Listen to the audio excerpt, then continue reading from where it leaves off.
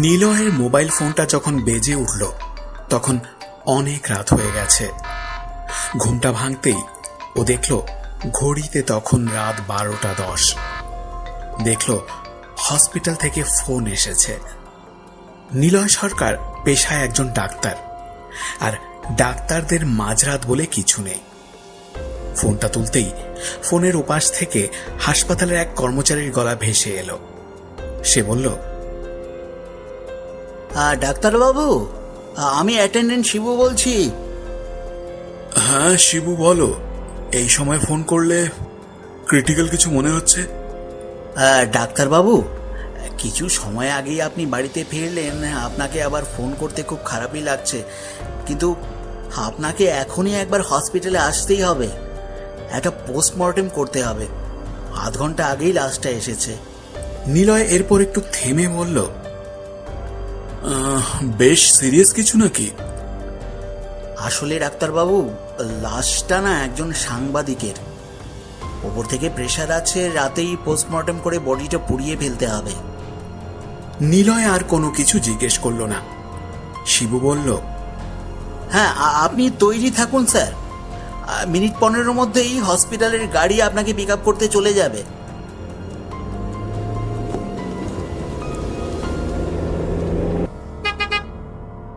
Minute 5 মধ্যেই গাড়ি নিলয়ের কোয়ার্টারে এসে উপস্থিত হলো।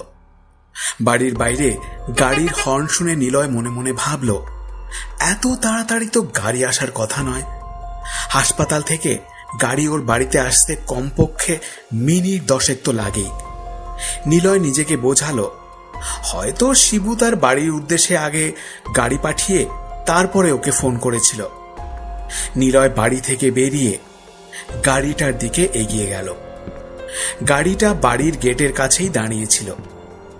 নিলয় গাড়িটার কাছে যেতেই একটি ছেলে গাড়ির পেছনের দরজাটা নিলয়ের জন্য খুলে দিল। নিলয় ছেলেটিকে পরিষ্কারভাবে দেখতে পারল না, কিন্তু সামনের স্ট্রিট লাইটের অল্প আলোতেও এটা বুঝতে পারল, এই ছেলেটিকে ও আগে হাসপাতালের ড্রাইভার হিসেবে কখনো দেখেনি।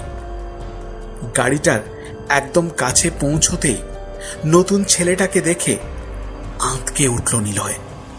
ও দেখল ছেলেটির মাথার ডান পাশে একটা বেশ বড় ক্ষত, যেন খুব ভারী কিছু দিয়ে অনেকবার মারা হয়েছে। ক্ষত থেকে রক্ত না বেরোলেও বোঝাই যাচ্ছে ঘটনাটা খুব বেশি দিন আগেকার নয়। কিছুটা এগোতেই নিলয় ছেলেটাকে জিজ্ঞাসা করল, তোমাকে তো হাসপাতালে আগে দেখিনি, তোমার নাম কি? স্যার, আমি আজ রাতেই জয়েন করেছি। আমার নাম মনীষ ঘোষাল। মনীষের কথাগুলো শুনে নিলয় একটু অবাকই হলো। নিলয়ের মনে হলো মনীষ কথাগুলো যেন অনেক কষ্ট করে বলছে। নিলয় মনীষকে প্রশ্ন করল, ঠিক আছে, তোমার আর কথা বলার দরকার নেই। আমার মনে হচ্ছে তোমার মাথার ওই ক্ষতটার জন্য তোমার ব্যথা হচ্ছে, কিন্তু তোমার ওভাবে লাগলোই বা কি করে? ভালো কাজ করতে গেলে এমনই হয় স্যার। ভালো কাজ করতে গেলে মানে? তোমার কথাটা ঠিক বোধগম্য হলো না। ও কিছু না, তবে আপনাকে একটা কথা বলি স্যার। আপনি হাসপাতালে যে সাংবাদিকের লাশ দেখতে যাচ্ছেন, তাকে কিন্তু নৃশংসভাবে খুন করা হয়েছে। সে কি? এইসব তুমি কি বলছো? তুমি কি করে জানলে যে ওই সাংবাদিককে খুনই করা হয়েছে?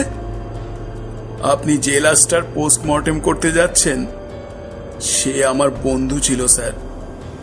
আপনি ওই লাশটার বাঁ পায়ের জুতোর সোল থেকেই সব উত্তর পেয়ে যাবেন। নিলয় কিছু একটা জিজ্ঞেস করতেই যাচ্ছিল, তখনই মনীষ বলল, নিন ডাক্তারবাবু, হসপিটাল চলে এসেছে।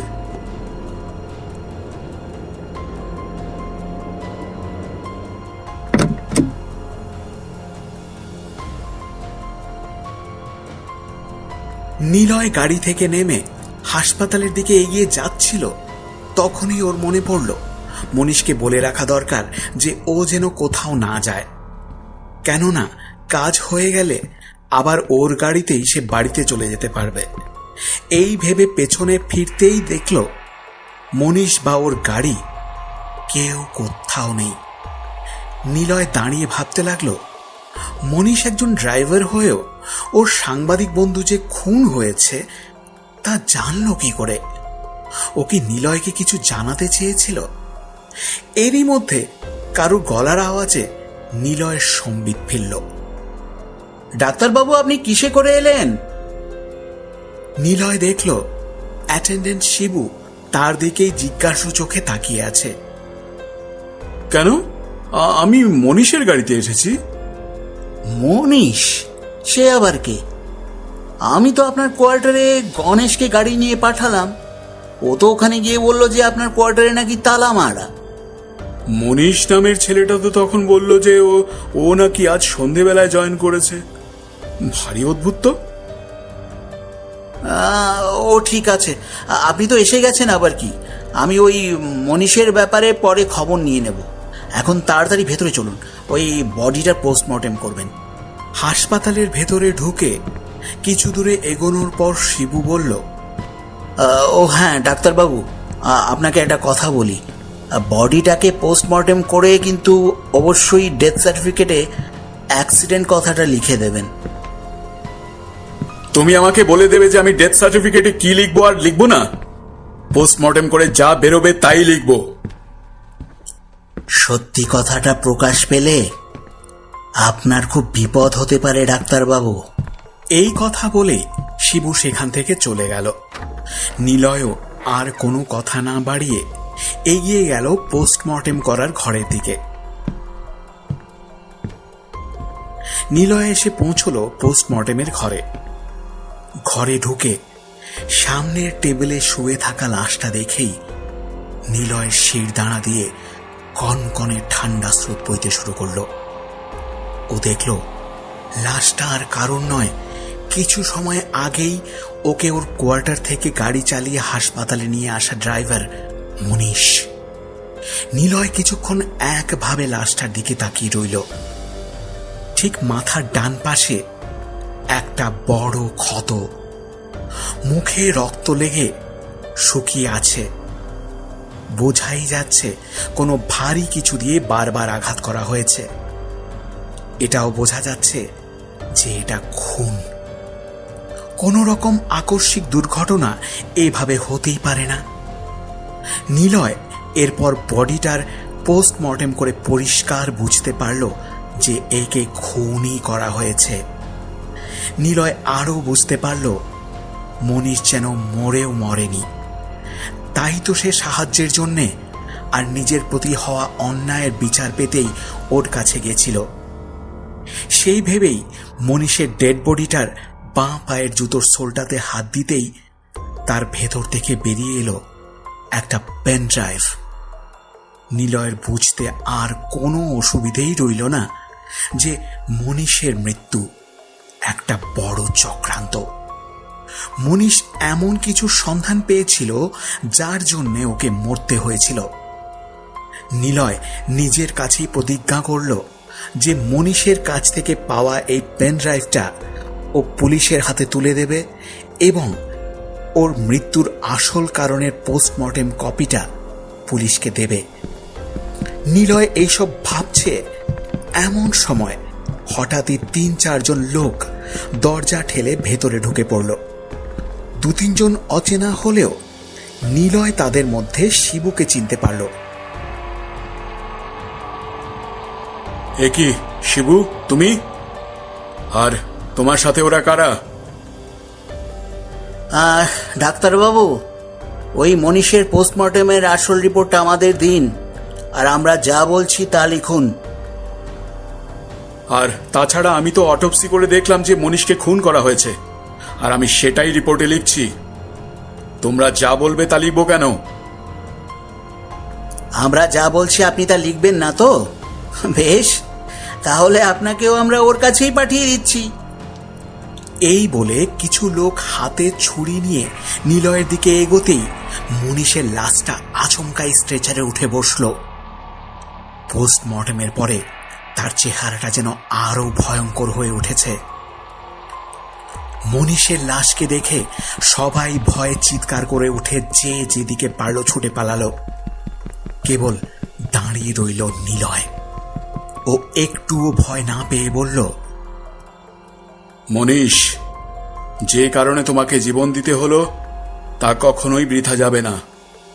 আমি কালকে এই পেন ড্রাইভটা পুলিশের হাতে তুলে দেব। এই বলতেই মনীষের লাশটা আবার আচমকাই স্ট্রেচারে লুটিয়ে পড়ল।